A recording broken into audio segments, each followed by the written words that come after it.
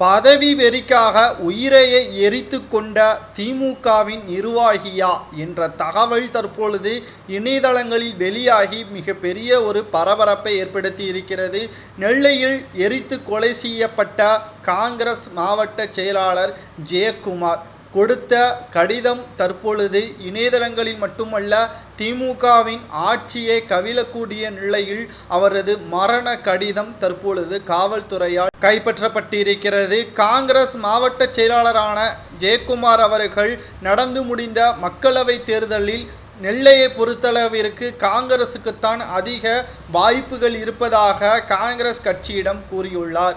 ஆனால் திமுகவின் வேட்பாளரை நிறுத்தினால் நிச்சயமாக நாங்கள் வேட்பாளருக்கு ஆதரவாக செயல்படுவோம், காங்கிரஸ் வேட்பாளருக்கு ஆதரவாக செயல்பட மாட்டோம் என்று தற்பொழுது மாவட்ட செயலாளர்கள் கூறியதால் இரு தரப்பினருக்கும் கடும் வாக்குவாதமும் ஏற்பட்டது.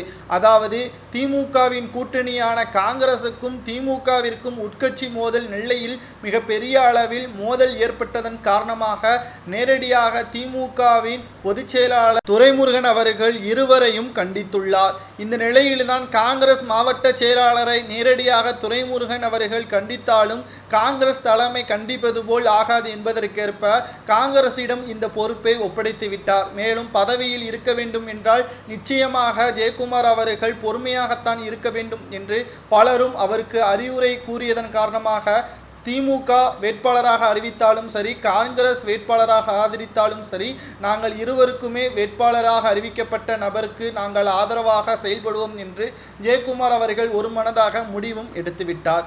ஆனால் கடைசியில் திமுக பிரச்சாரம் செய்யும் போதெல்லாம் காங்கிரஸ் இடையூறாக இருப்பதாக திமுகவின் எம்எல்ஏ பரபரப்பான குற்றச்சாட்டுகளையும் காங்கிரசிடம் கூறியதால் மிகப்பெரிய அளவில் பனிப்போர் உருவாகியது. நெல்லையை பொறுத்தளவிற்கு ஜெயக்குமார் அவர்கள் தற்பொழுது மே 2ஆம் தேதி மக்களவை தேர்தல் முடிந்ததற்கு பிறகும் இந்த பிரச்சனை நீடித்து கொண்டுதான் இருக்கிறது. பண பிரச்சனை, அதாவது கொடுத்த பணத்தை சரியான முறையில் விநியோகம் செய்யவில்லை என்று காங்கிரஸ் மாவட்ட செயலாளர் ஜெயக்குமார் மீது பழி சுமத்தப்பட்டது. இதனால் மீண்டும் இவர்களுக்கிடையே மோதல்கள் நிலவியதால் கடந்த மே மாதம் 2ஆம் தேதி ஜெயக்குமார் அவர்கள் வீட்டை விட்டு வெளியே சென்றார்.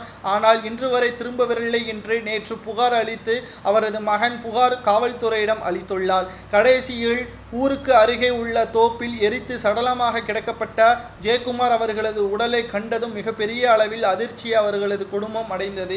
மேலும் வீட்டில் அவரது அறையில் சோதனை நடத்திய பொழுது எனது மரணத்திற்கு திமுகவின் நிர்வாகிகள் தான் காரணம் என்ற கடிதம் தற்பொழுது கைப்பற்றப்பட்டிருப்பதால் முழுக்க திமுகவின் நிர்வாகிகள் தான் இந்த கொலையை செய்திருப்பார்கள் என்று குடும்பத்தினர்கள் தற்பொழுது நெல்லையில் போராட்டத்தையும் நடத்தி வருகிறார்கள். இப்படிப்பட்ட ஆட்சி நமக்கு தேவையா என்பதை உங்களது கருத்துக்களை கமெண்ட் வாயிலாக கூறுங்கள்.